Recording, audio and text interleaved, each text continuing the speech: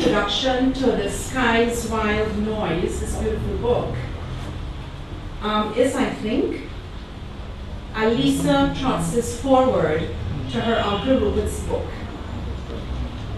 She begins by saying, first of all, the title of her beautiful essay, and Alisa is here with us today, chose not to read, but it is a wonderful essay. I encourage all of you to also read it. I think it's something that deserves as wide acclaim and publication as Rupert's equally, of course, brilliant essays.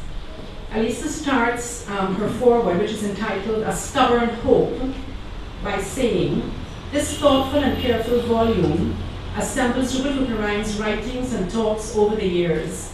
The locations are varied, from newspaper columns to refereed journal articles, from art catalogues to book introductions, from presentations to members of the diplomatic corps to speeches to trade unionists. Alisa's foreword to her Uncle Rupert's book is in itself a brilliant discourse. She tackles the contemporary situation of Roopnarine's political alliance within APNU, a partnership for national unity, making a beautifully articulated point in looking at the lines, Visca, Risk, of Martin Carter's poem for Walter Rodney, and positing that one must look for the social motion of any given situation and establish relationships out of the specifics of that particular space and time. And she references C.Y. Thomas's point that consensus and coalition building are difficult and delicate matters, and one inevitably does not always enter such a process with those that one knows and trusts. What would be the point? She goes on to argue the commitment is to the process, the consistent engagement, involving, quote, a leap of faith for which there are really no guarantees. But if we are to transform how politics operates, might it not be a risk worth taking?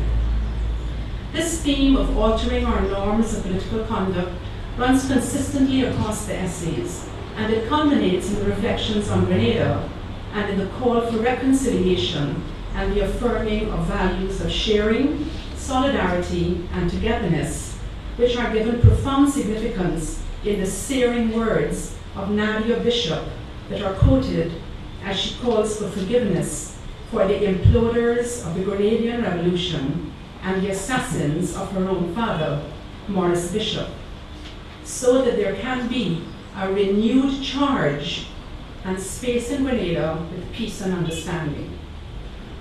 The book ranges from Rupert's astute brilliance as an art critic, arguably the most luminous of the essays in the volume, where Trotz says his writing comes alive with hope and aspiration as he asks, what is art if not the boundlessness of imagining expressed within and against the constraints of form and matter? And onto his political and humanist musings to quote, the perversity and paradox of Guyana is that the better the elections, the deeper the racial crisis. We return finally and again, she writes, to the June 23rd, 1980 tribute to Walter Rodney that haunts the book, to the principle of self-emancipation, to the reminder that whatever the constraints, we are subjects of our own history.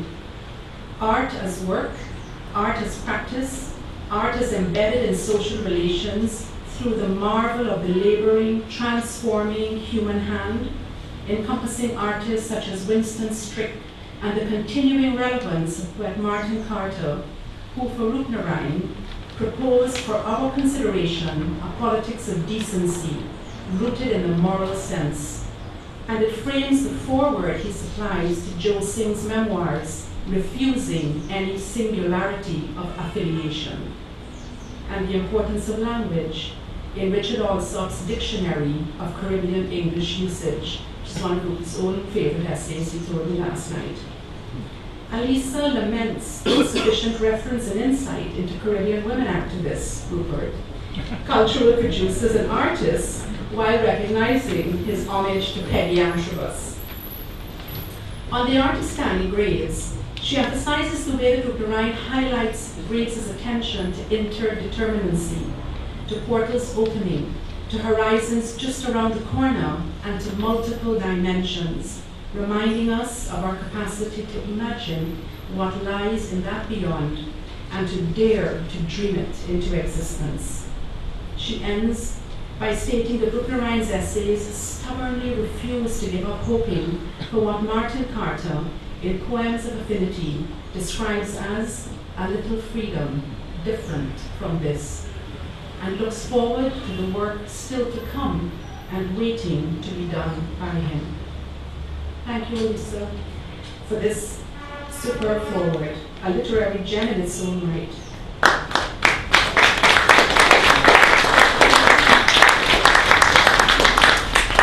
Rupert, my brother, on behalf of Moray House Trust and all friends and lovers of literature, we thank you for your work and for your steadfast engagements with Guyana's cultural expression, political development, and your own crafting of writings of power, truth, controversy, and beauty.